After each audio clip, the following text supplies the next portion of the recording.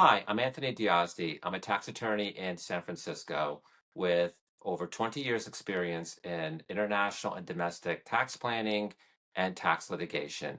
You can find me at sftaxcounsel.com. We have all heard about the Trump administration's cutbacks on the Internal Revenue Service. The Trump administration has been aggressively cutting back on IRS personnel. By some estimates, the IRS personnel will be cut by 50% in the very near future. So, what does that mean to you? What does that mean to you, the taxpayer, with a IRS that's going to be operating on a short staff basis? Well, what that means is that there's going to be fewer agents out there policing the system.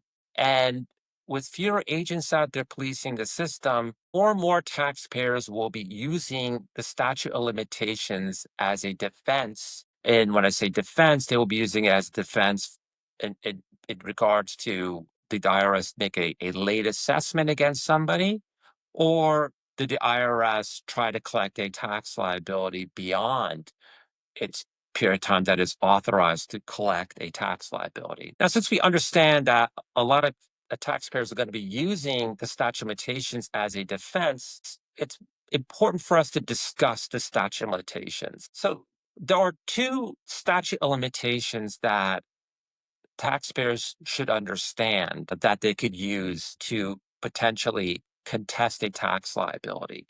And the first statute of limitations is the statute of limitations on collections. The IRS typically has 3 to 6 years from the date a taxpayer filed a tax return to make an assessment against that taxpayer. Now, that 3 to 6 year rule does not work in two situations. One, if the taxpayer didn't file a tax return. If the taxpayer doesn't file a tax return, the IRS has forever to make an additional assessment against that individual. And two, if a taxpayer committed fraud. And when I say fraud, either civil or criminal fraud. And fraud is basically an intent to defraud the IRS of paying his or her correct tax liability or taking an erroneous deduction on a tax return with an intent to defraud the IRS. When we look at the statute of limitations on assessments, I said there's a 3 and 6 year rule. The 3 year rule works like this. If a taxpayer files a tax return, the IRS has 3 years from the date of that tax return to make an assessment against that taxpayer. And that 3 year rule works if the taxpayer understated his or her income by 25% or less than what is shown on the tax return. Then the IRS has 3 years to make an assessment against somebody. So let's just say a taxpayer files a tax return and reports $100,000 on that tax return. But let's just say the taxpayer failed to report $20,000 on that tax return by mistake. In that case, the IRS has 3 years from the date that tax return was filed to audit that return and make an additional assessment against that taxpayer. Now, the way the 6 year statute of limitations works is that, let's just say we have the same taxpayer who filed a tax return and reported $100,000 on that tax return as taxable income. And now let's just say that same taxpayer forgets to report $40,000 of taxable income on the tax return. If the IRS were to audit that tax return, the IRS, as long as there's no fraud involved here, the IRS has 6 years from the date of that filing of that tax return to make an additional assessment against that taxpayer. Now, when I say an additional assessment, what point in time does that additional assessment begin to run? Well, that is when the IRS issues a taxpayer a notice of deficiency. It's not when the IRS issues a taxpayer an audit report, is when the IRS turns around and issues that taxpayer letter, and that letter is entitled Notice of Deficiency. And that notice of deficiency has on there the tax liability, the penalties that the IRS believes that the taxpayer owes. Once the IRS issues that letter, that is when, for purposes of either the 3 year rule or the 6 year statute of limitations rule, That's when you look at whether or not the IRS proposed to assess that tax liability timely. Now, there is an exception to this rule, and that exception to this rule is if during the audit, the IRS asks the taxpayer to extend that statute of limitations on assessments. So a lot of times during audit, the IRS is auditing the return, and audits can last a long time, and the auditor asks the taxpayer to extend the statute of limitations by a written agreement. If the taxpayer signs off on that extension, then that 3 or 6 year statute of limitations is extended for the period of time that that notice itself states. Now, in this day and age, if you're under an audit and the auditor says to you or issues to you a notice that asks you to extend the statute of limitations, think about that. Think about that carefully before you sign off on that notice to extend the statute of limitations. Understand how much time has already transpired between the time that you filed your tax return and between the time that the IRS has to make that final assessment. It's very important to understand that. Don't just blindly go ahead and sign off on that waiver. You may be signing off on a waiver that kind of gives the IRS new life in a case where the statute of limitations was going to expire anyway. And in my experience, and I do an awful lot of audits, the IRS right now is overwhelmed, and the IRS audit times have greatly increased. And because of the audit time greatly increasing, the IRS in a lot of cases is bumping up against the statute of limitations on assessments. So be very careful before you go ahead and you agree to extend that statute of limitations on assessments. Now, since we discussed the statute of limitations on assessments, let's talk about another very important statute of limitations topic, and that is the statute of limitations on collections. So the IRS has 10 years from the date they make an assessment against somebody to collect a tax liability. And that could be through a tax return. So let's just say you file a tax return and you show on the tax return a $10,000 tax liability and you can't pay it. The IRS has 10 years to collect that tax liability from you.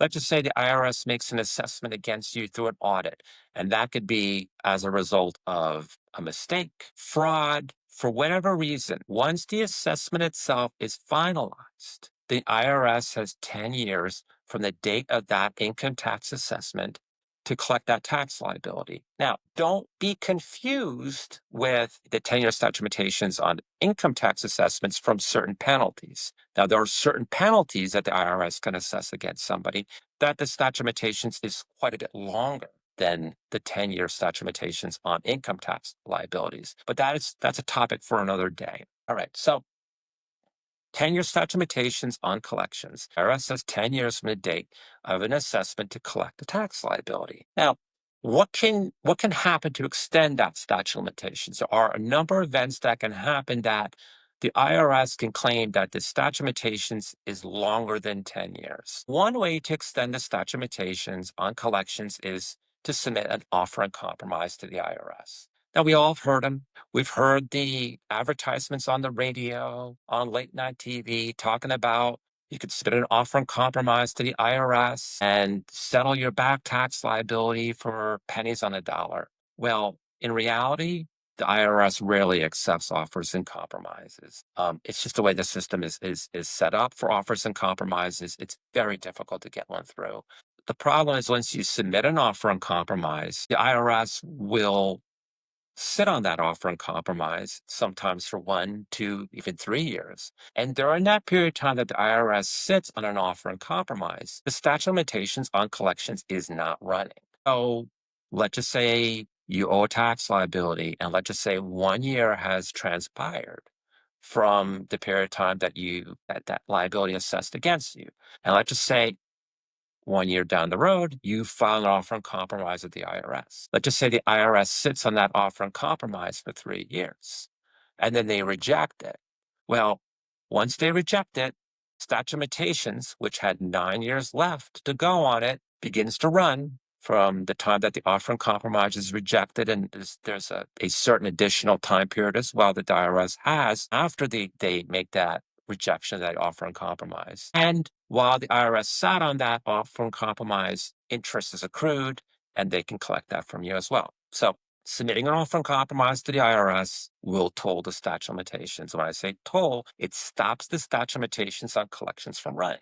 Two, requesting an installment payment agreement from the IRS. If you request an installment payment agreement from the IRS, and when I say installment payment agreement, what I mean is you want to pay your back tax liability through monthly payments. And you're contacting the IRS and you want to enter into a formal installment payment agreement with the IRS, where the IRS agrees to satisfy your back tax liability through a monthly payment plan, while the IRS considers that request for an installment payment agreement, that stops, that tolls, that stops that statute of limitations from running. If the IRS rejects your request to satisfy your back tax liability through an installment payment agreement, IRS gets another 30 days where the statute of limitations is not running.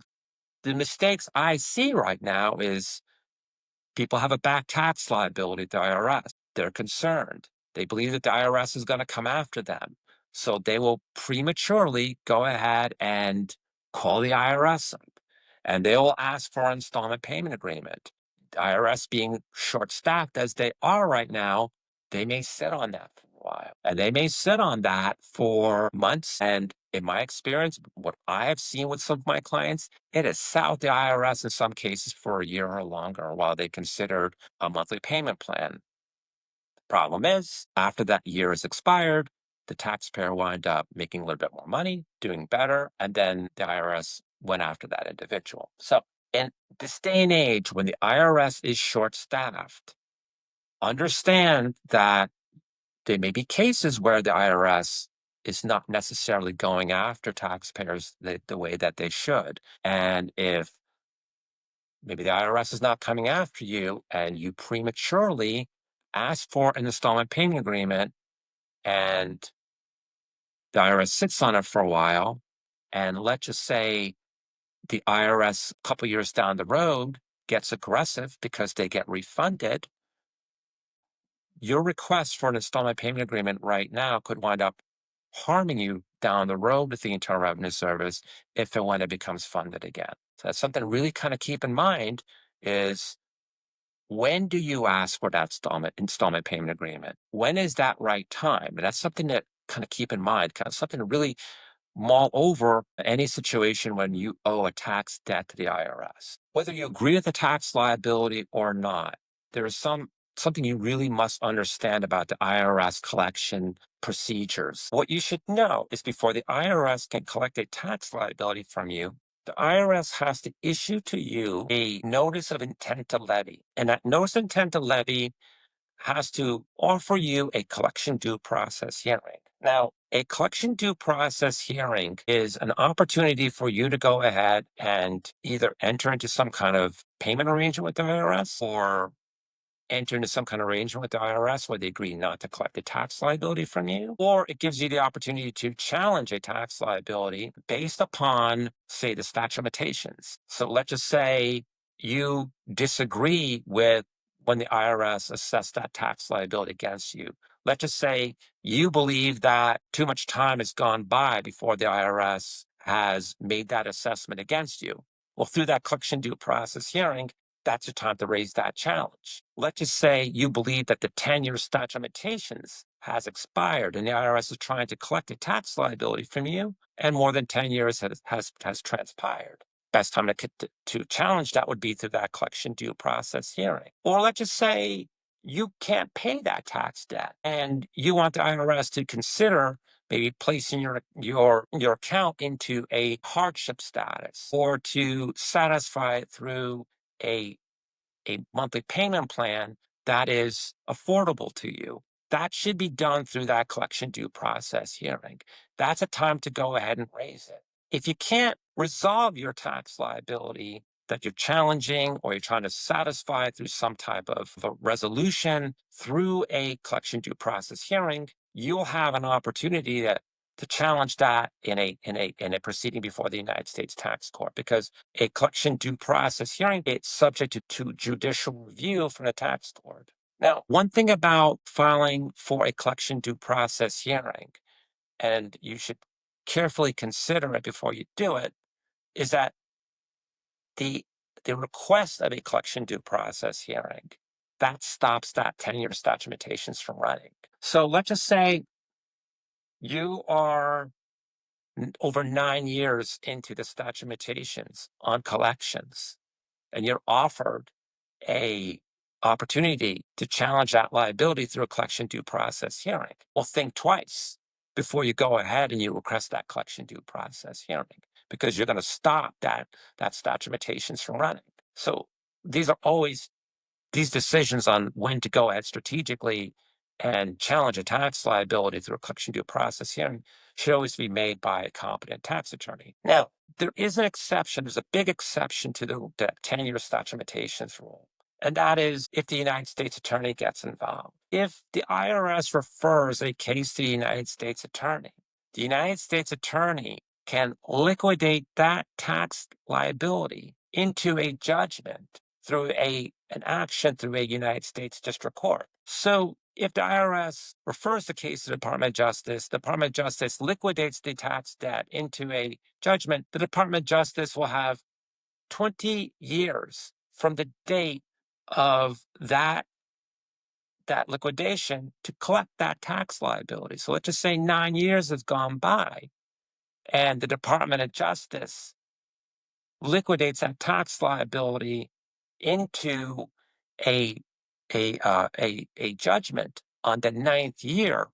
Well, the statute of limitations now starts running all over again in the favor of the government, and the government will have 20 years to collect that tax liability. And not only that, but the government can go ahead, or the United States attorney can go ahead and renew that judgment for an additional 20 years. So the government could have actually up to 40 additional years to collect that tax liability. When does this happen? Well, that happens, in my experience, in cases where someone owes an awful lot of money to the IRS, and the government wants to make sure they collect their money. They're going to go ahead on many occasions and have the IRS will refer that to the Department of Justice to liquidate that into a judgment. And other times I've seen it happen is when someone goes and tries to discharge a tax liability through a bankruptcy.